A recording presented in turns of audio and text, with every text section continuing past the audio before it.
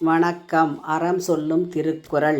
இந்த பகுதியில் இன்றைக்கு அன்புடைமை அதிகாரம் குறள் எண் 6. அறத்திற்கே அன்பு சார்பு என்ப அறியார், மரத்திற்கும் அஃதே துணை. அறத்திற்கே அன்பு சார்ப அப்படின்னா அறத்திற்கு மட்டும்தான் அன்பு துணையாகும் என்று அறியாதவர்கள் சொல்லுவார்கள். ஆராய்ந்து பார்த்தால் வீரத்திற்கும் அஃதே துணை. இந்த குறளில் வீரம் அப்படிங்கிறது மரம் என்ற வார்த்தையால் குறிக்கப்படுகிறது. குறளினுடைய பொருளை பார்த்தோன்னா, அறியாதவர் அறத்திற்கு மட்டுமே அன்பு துணையாகும் என்று கூறுவர். ஆராய்ந்து பார்த்தால் வீரத்திற்கும் அதுவே துணையாக நிற்கின்றது. அறம் அல்லாத வழியில் செல்றவங்க, அதாவது நல்ல வழியில் போகாமல் கெட்ட வழியில் போகிறவங்கள தீயவர்கள், கெட்டவர்கள், முரடர்கள் அப்படிலாம் சொல்லுவோம்.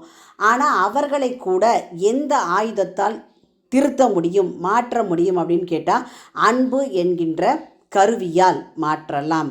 அப்போது ஒரு மனிதன் நல்ல வழியிலே செல்வதற்கு கூட அன்பு அடிப்படையாக உதவுகிறது. ஒரு சிலர் மர வழியில் செல்கிறார்கள் என்றால் அதற்கும் அன்பே காரணமாக இருக்கும். மர வழினா வீரத்தினுடைய வழியிலே.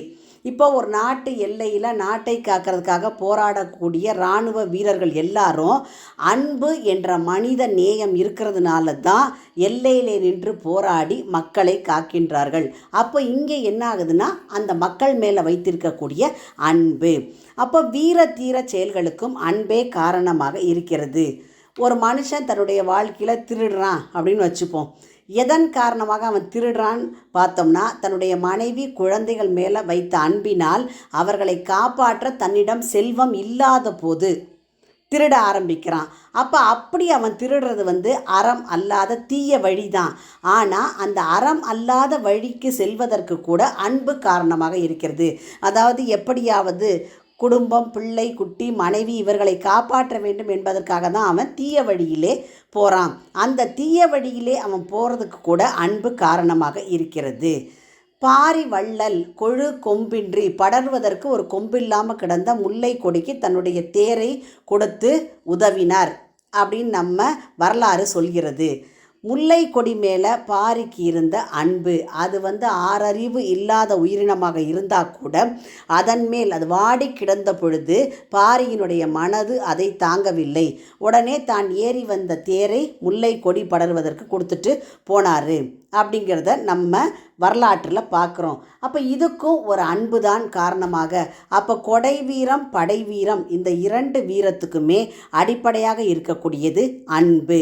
அன்பு அறச் செயல்களுக்கே சார்பாகும் என்று அறியாதார் சொல்லுவர்.